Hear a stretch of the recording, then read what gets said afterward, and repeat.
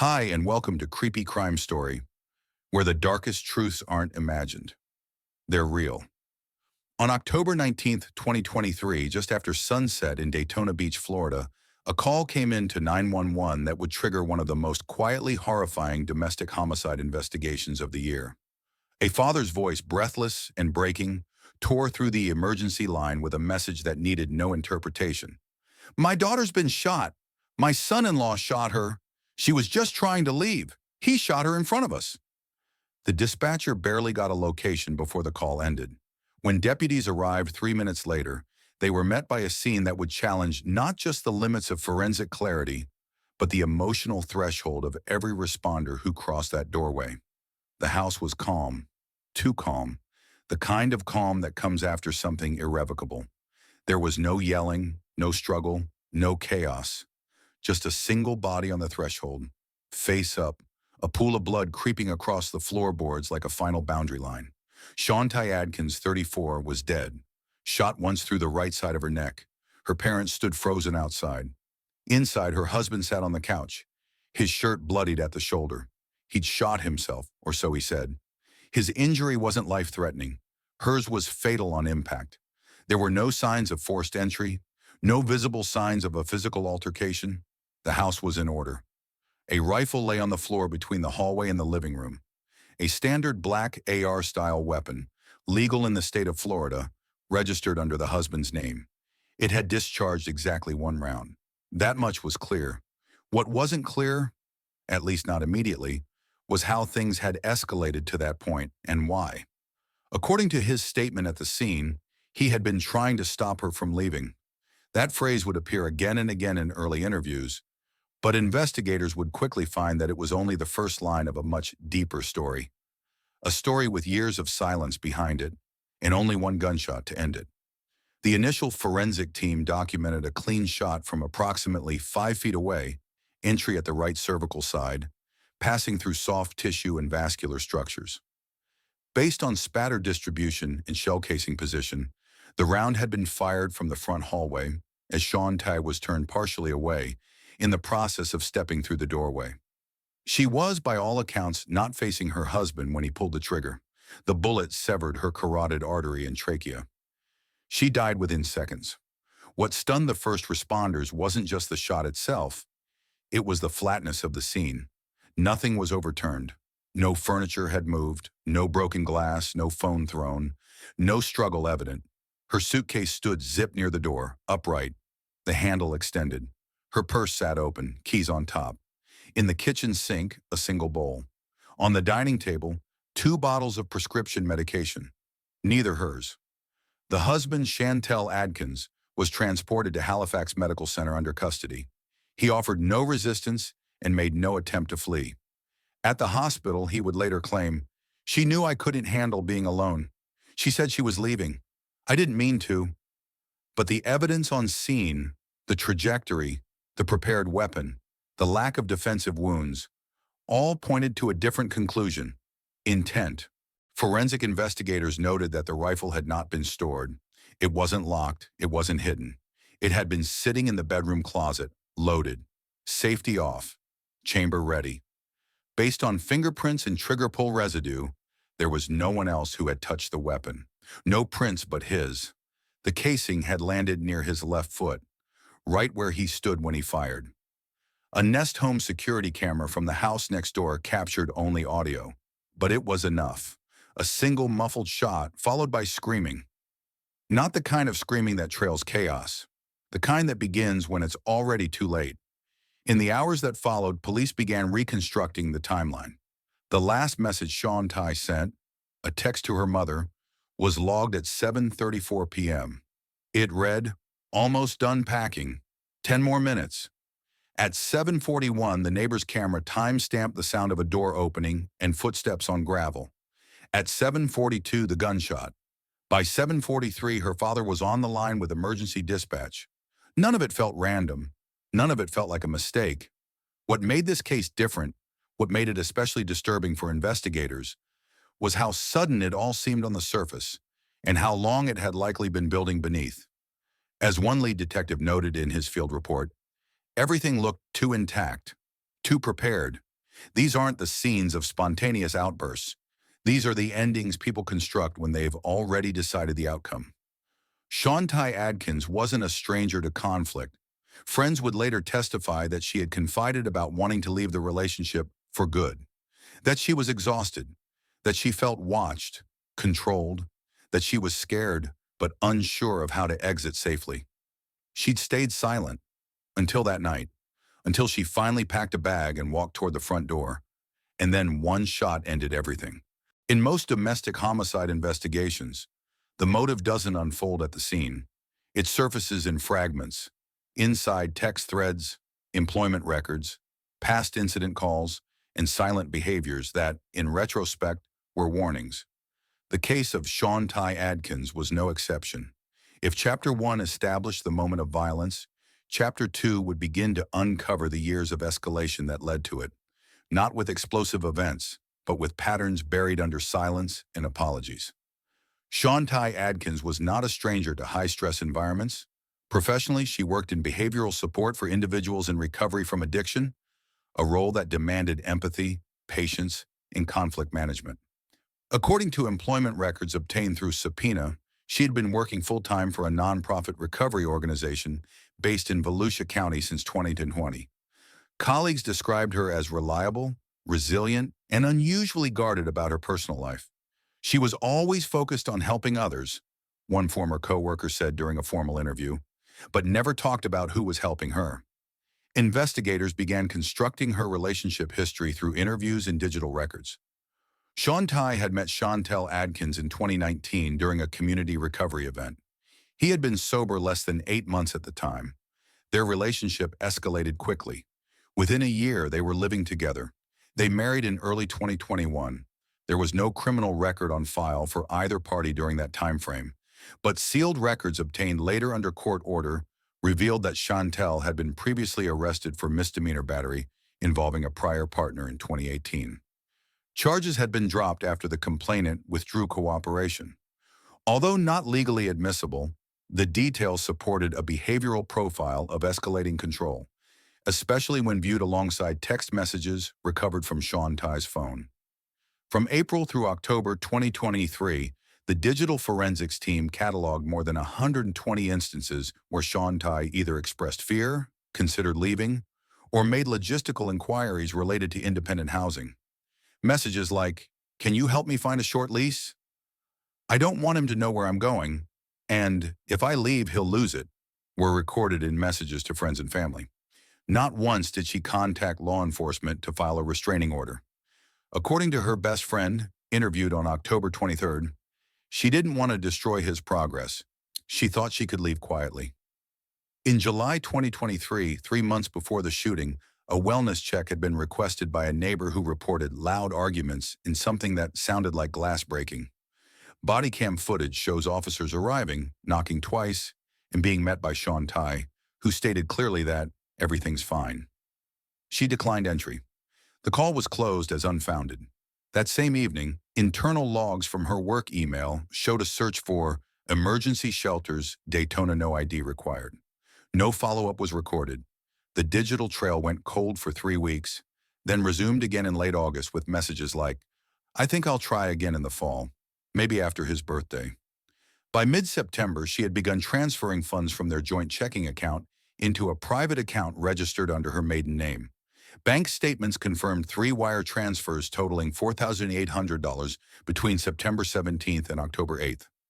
For investigators, this activity suggested not only intent to separate, but premeditated steps to do so without confrontation. The most revealing material came from her Notes app. In a password-protected folder on her iCloud account, investigators recovered what appeared to be a departure plan. The file, last edited October 15th, 4 days before her death, contained the following: "Keep bag packed. Tell mom not to knock when arriving. Leave key. Don't speak. Check license renewal. New address. If he follows, call police. Don't reason." It was a list that didn't describe fear in general terms. It described anticipation. Measured, calculated anticipation. The kind you don't write unless you've imagined the worst and begun planning around it. There was no mention of violence, no detailed accusations, only procedure, like she had decided the safest way to leave was to treat it like a tactical exit. The psychology team working alongside detectives flagged the pattern as consistent with coercive control, a form of psychological abuse defined not by overt aggression, but by cumulative restriction, financial dependence, social isolation, surveillance, and the normalization of fear as a daily condition. In interviews, family members described Shawntai as protective of her husband's reputation. She discouraged her mother from reporting small incidents and warned friends not to escalate things if they saw her upset. When asked why she stayed, her sister responded, "I think she believed things would get better if she didn't provoke him." But beneath the outward calm of her day-to-day life, the forensic timeline told a separate story, one of deliberate exit strategy built quietly under pressure. She had begun moving her financial assets. She had created a new email address. She had scheduled a change of address form with USPS that was never submitted. These were not impulsive decisions. They were steps in a quiet countdown, and that countdown ran out on October 19th. On the surface, it took less than 2 seconds. But when forensic teams reconstructed the moment Shawntai Adkins collapsed at the threshold of her own home, the reality was much more precise and deliberate. This chapter focuses not on what was said, but on what could be proven through ballistic analysis, spatial reconstruction, and physical evidence. The margin for misinterpretation, according to investigators, was nearly zero. At 7:42 p.m. on October 19, 2023, one bullet exited the chamber of a 223 caliber AR-style rifle and struck Shawntai on the right side of her neck as she was moving toward the front door. Autopsy records confirmed the round entered slightly above the clavicle, traveling laterally from right to left and slightly downward, severing her right carotid artery and slicing through the trachea. Death was nearly instantaneous. No defensive wounds were observed. There were no signs of grappling. Her body position at the scene remained consistent with a person who had been walking away, not facing confrontation. The medical examiner's angle findings match perfectly with the forensic trajectory analysis performed by the Florida Department of Law Enforcement. Using laser mapping technology and blood pattern analysis, crime scene investigators placed the shooter at a fixed point near the entrance to the hallway, approximately 8.7 feet from where the round first made contact. The shell casing, recovered near the shooter's left foot, supported this range. The angle of descent also ruled out any struggle or fall at the time of the shot. The path of the bullet was unbroken. The sequence was clean. This was not accidental discharge. This was aimed fire. Investigators used 3D spatial scanning to analyze the distance between the rifle's muzzle and the entry point. The absence of soot or stippling on the victim's skin confirmed that the shot had been fired from beyond 3 feet. A full toxicology report, made available within 72 hours, showed no alcohol, sedatives, or narcotics in Shawntai's system at the time of death. She was alert, mobile, and attempting to leave with her belongings when the shot was fired. Forensic technicians also logged the condition of the rifle. It had been stored loaded, with the safety manually disengaged. The trigger pull weight, measured at 5.8 lbn, was within standard operating condition. This means it could not have fired due to a drop or a bump. Pulling that trigger required intent, grip, and direction. No gun oil residue was found on either of the victim's hands. There was no trace evidence to suggest she had handled the weapon in any capacity. Despite initial statements suggesting a struggle, there was no sign of one in the crime scene photographs, nor any indicators in the forensic record to support a physical altercation. Investigators ran a pressure trace analysis on the suspect's injury as well. The entry wound in his left shoulder was self-inflicted, a through-and-through graze that barely missed the deltoid muscle.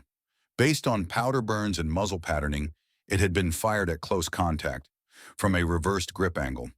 The ballistics team concluded it was not consistent with a defensive shot, nor likely to incapacitate. They classified the wound as superficial. Timing on this injury was within seconds of the primary shot, though not immediate. According to a supplemental FDLE lab memo submitted October 26th, the rifle's magazine was still more than half full. Only one round had been ejected and fired before the suspect allegedly turned the weapon on himself. He had not emptied the magazine. He had not attempted to reload. This action, a single, fatal shot, was enough to end everything, but not necessarily to end his own life. The layout of the house also contributed to understanding the sequence. Officers noted that the front hallway offered no real obstruction. The door was open. Suitcase in hand, Shawntai had taken 3 steps out before the shot caught her at a diagonal from behind. Her body landed just past the doorway, her torso partially inside, legs on the exterior step. Her phone, later recovered from her jacket pocket, was undisturbed. Inside the house, a forensic sweep turned up no wiped surfaces, no displaced objects, no hidden notes, and no signs of prior violence that evening. But the most telling absence came from the security system. The home had no internal cameras, just one motion sensor at the back door, which had not been triggered. The house, in every way that mattered, had been still until the moment of the gunfire. Investigators reviewed cell phone tower pings and internal device activity on both phones. At 7:34 p.m., Shawntai had sent her final outgoing message. At 7:36, the suspect's device went offline. Location services were manually disabled. It remained in airplane mode for 26 minutes before being powered off entirely. A forensic technician noted, "That's not panic. That's a preemptive decision. People don't think about turning off tracking when they're in shock."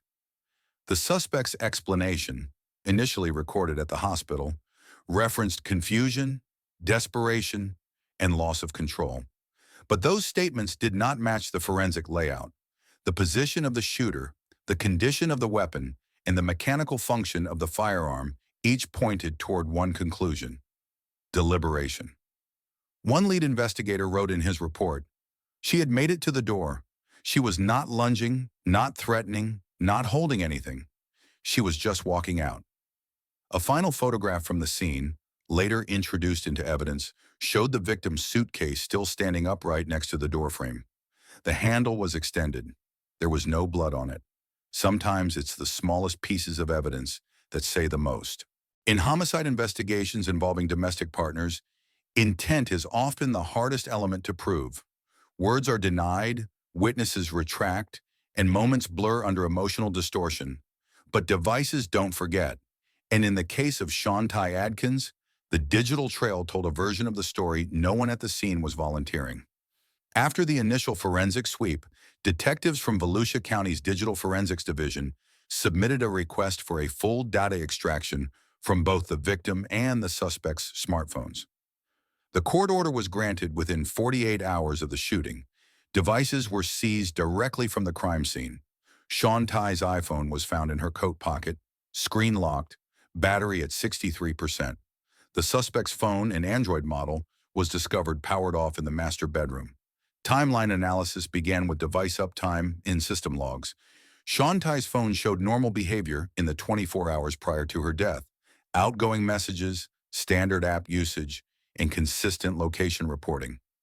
Her final text, sent at 7:34 p.m., was confirmed in both timestamp and content. She had written to her mother, "Almost done packing, 10 more minutes." But the suspect's phone showed anomalies. System logs indicated that airplane mode was manually engaged at 7:36 p.m. Precisely 6 minutes before the fatal gunshot was recorded by a neighbor's surveillance microphone. At 7:39 p.m., the phone's GPS function was disabled. At 7:40 p.m., the device went fully dark, powered off manually. Forensic analysts later confirmed this pattern could not have been caused by an incoming call or background app activity. It required user input, physical touch. This sequence, while short, was not accidental. It was procedural. The browser history painted a more troubling picture.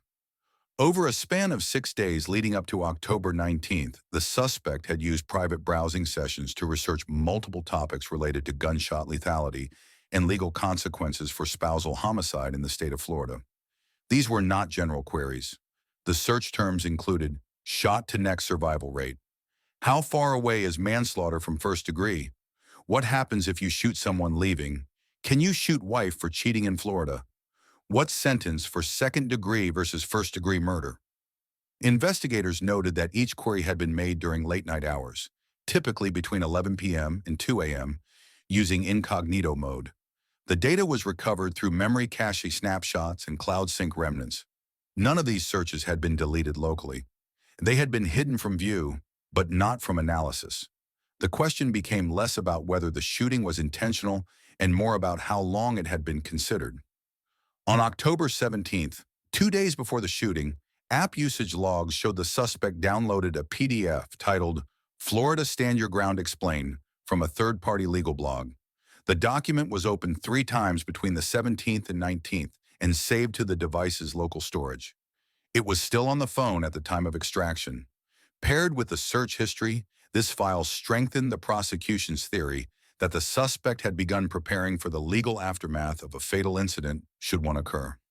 Device-to-device messaging analysis was also revealing. Between September 30th and October 18th, Shawntai's phone had sent multiple messages that appeared cautious but determined. Forensic linguistics flagged phrases consistent with someone trying to exit a high-control environment without confrontation. "I'm not telling him yet, just want to be gone first. He's checking my location again, I think. I'll leave stuff behind if I need to. Not worth the fight." None of these texts were answered with threats, but metadata showed that her phone had been accessed remotely via a shared Google account registered under the suspect's name. On at least 4 occasions in October, GPS history from her phone was reviewed from the suspect's device, without her consent. No notification would have been triggered. From a technical standpoint, it was silent surveillance. These findings were included in a sealed affidavit submitted to the state attorney's office on November 3, 2023, as part of the ongoing investigation. While no single search query was incriminating on its own, the cumulative pattern suggested foresight and a preoccupation with potential consequences. In interviews, the suspect claimed to have acted in the heat of the moment, but data doesn't react, it reflects. The combination of disabled location tracking, premeditated legal research, and consistent efforts to monitor Shawntai's movements formed a digital profile not of a man caught off guard, but of one navigating options. There was one final detail that solidified the sequence. A home smart speaker in the living room, though not activated during the shooting, contained voice interaction logs from earlier that afternoon. At 4:11 p.m., a voice matching the suspect's had asked, "How long does it take police to get here in an emergency?" The speaker returned a location-specific estimate, approximately 6 minutes. That timestamp, more than 3 hours before the gunshot, stood as a chilling precursor. Forensic analysts didn't speculate. They didn't offer motive, but they presented the metadata, and the metadata spoke. The shot that ended Shawntai Adkins' life was heard by at least one device and witnessed, directly or by omission, by several people within the same residential block. What came into focus next wasn't just about the forensics. It was about what others had seen, sensed, ignored, or regretted not acting on. This chapter shifts the lens outward, from devices and data to neighbors, family, and real-time observation. At 7:42 p.m. on October 19th, a security camera positioned on the front porch of the house across the street captured a sharp sound spike followed by human voices. The device had no video at that hour. Motion wasn't triggered because the camera faced inward. But the microphone picked up the unmistakable report of a firearm followed by screaming, one male, one female. The footage was turned over within 12 hours of the incident. Audio enhancement confirmed what the dispatch already knew. There was no warning. There was no shouting match. There was one shot, then silence, then panic. The audio log corroborated the statement given by Shawntai's father, who had been walking several steps behind his daughter when she exited the house. His testimony to investigators was consistent and specific. She had one hand on the suitcase handle and one hand near her purse. She did not speak. The door had not closed behind her. And then the rifle fired. He described it in terms no father should ever be asked to recall. Still, his account never changed. Next door, a neighbor had been home in the living room with the television on. During questioning, she admitted to hearing a crack, followed by somebody crying hard. She had not called 911.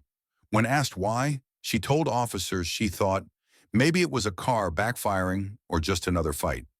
The term, just another fight, wasn't lost on investigators. They logged the comment, not because it was malicious, but because it illustrated how normalized noise had become in that home. Shawntai's best friend, who lived 15 minutes away, told officers that she'd considered calling someone the week before. "I almost drove over, but I thought maybe she'd be mad. Maybe she'd worked it out." That hesitancy, that hope it wasn't as bad as it seemed, it repeated across conversations. People knew something felt off. They just couldn't name it, or they didn't want to. The investigative team compiled a list of indirect witnesses, those who had received messages, those who had been in the house in the months prior, and those who had been close enough to hear. None of them reported violence before the event, but several admitted to observing tension. Surveillance from the gas station 2 blocks away placed Shawntai there at 6:03 p.m. that evening. She was alone. She purchased a bottle of water and 2 pre-packed sandwiches. Her expression was flat.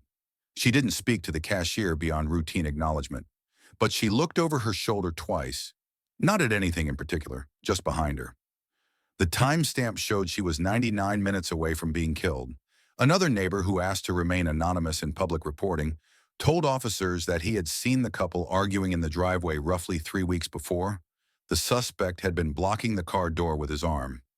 "I didn't think much of it," he said. "They stopped quick." He never followed up.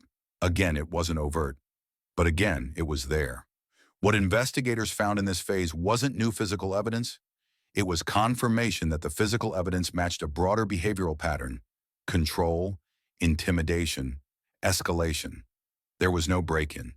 There was no robbery. There were no third-party intrusions. The event wasn't spontaneous, and the signs didn't come out of nowhere. But there's another kind of silence in these cases.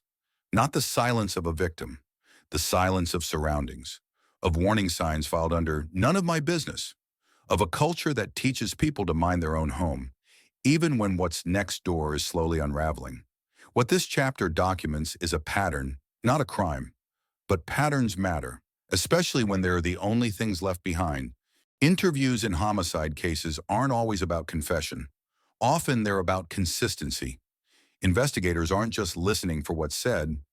They're tracking when it shifts, what's omitted, and what changes under pressure. In the aftermath of Shawntai Adkins' death, the man sitting in the hospital room with a bandaged shoulder was not legally obligated to explain himself. But he did, multiple times, and each time the details bent further from the evidence. The first interview was conducted less than 18 hours after the shooting. Detectives recorded the session at Halifax Health Medical Center. The suspect remained alert, spoke without legal representation, and agreed to provide a statement voluntarily. The content of that statement was immediately problematic. He began by describing the event as a terrible accident, insisting that the gun discharged while he was trying to stop his wife from storming out. He claimed he had retrieved the weapon for protection, not to threaten. But when pressed for why protection would be necessary inside a home against a woman walking away, the explanation fractured.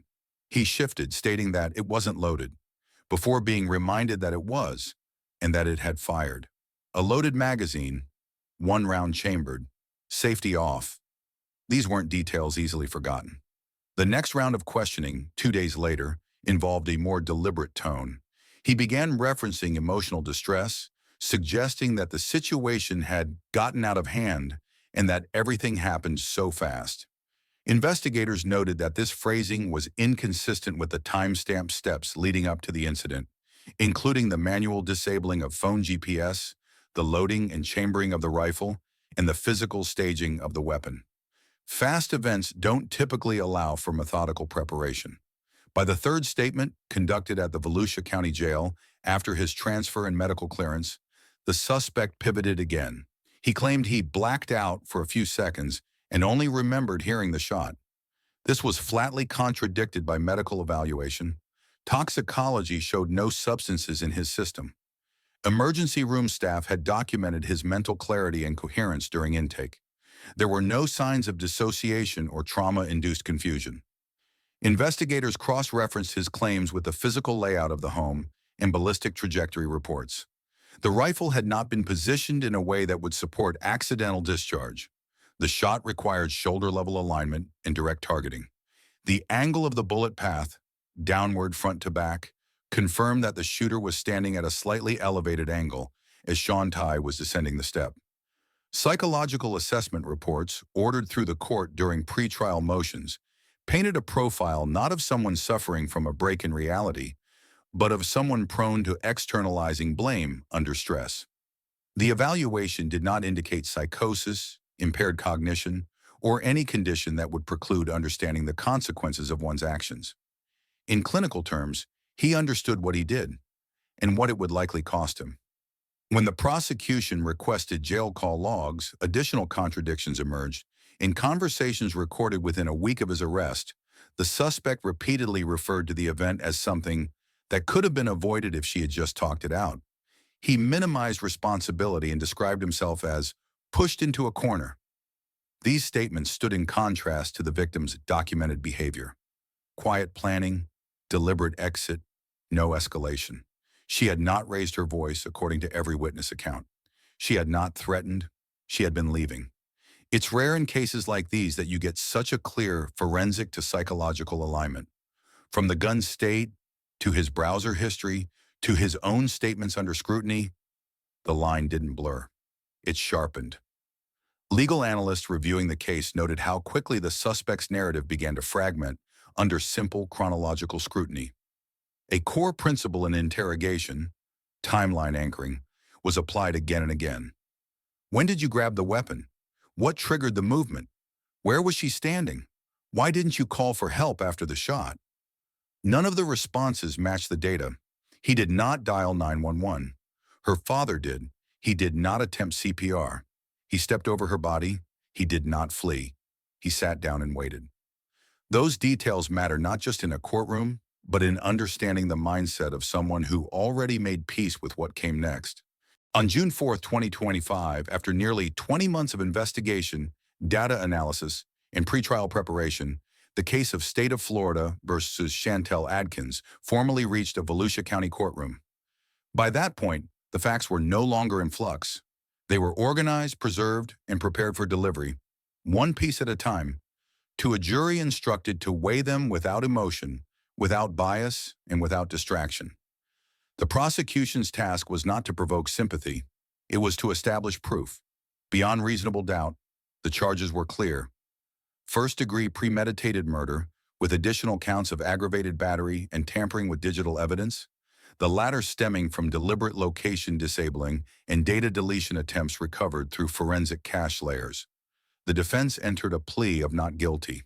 The theory they proposed: the shooting was spontaneous, a tragedy born out of emotional distress. The jury would not take long to disagree. Opening statements were methodical. The prosecution laid out its sequence without theatrics. 1. The weapon was loaded manually, safety off. 2. The victim was walking away, not posing a threat. 3. The shooter deactivated GPS tracking and powered off his device 6 minutes before the shooting.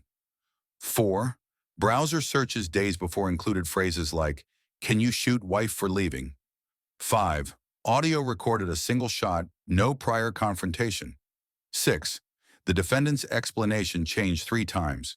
That was enough. Witnesses were called in quick succession. The victim's father, his voice steady under oath, repeated what he had told officers the night of the shooting. The lead forensic examiner walked through trajectory findings.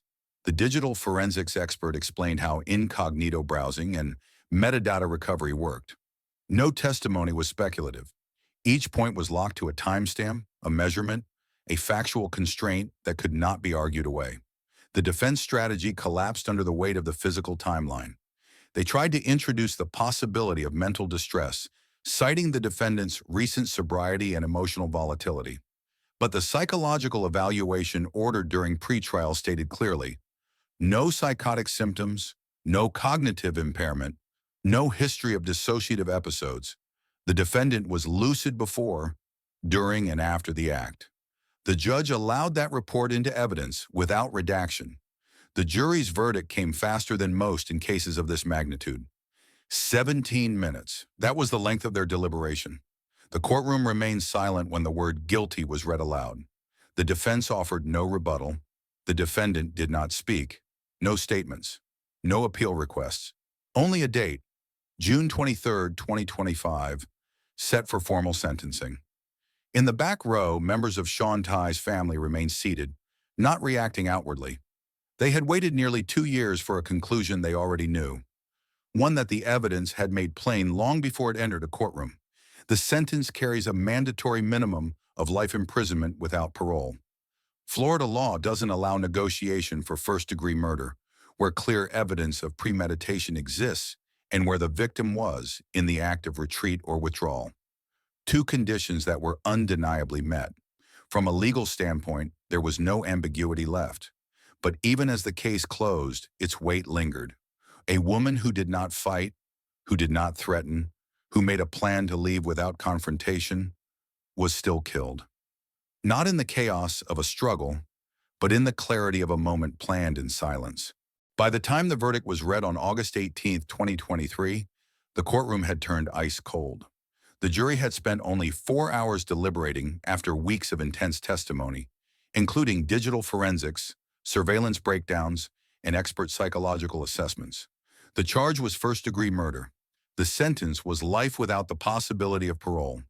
For prosecutors, it was a rare but decisive outcome in a domestic homicide case, one that didn't rely on a dramatic confession or a last-minute witness, but instead built a steady, factual mountain of digital footprints, inconsistencies in behavior, and forensic pathology.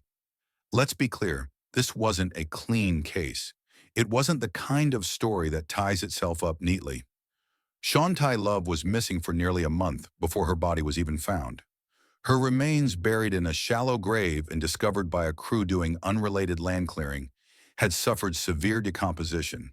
Dental records were used for confirmation. The autopsy revealed multiple fractures, signs of blunt force trauma to the skull, defensive wounds on the forearms, and bruising across the upper torso.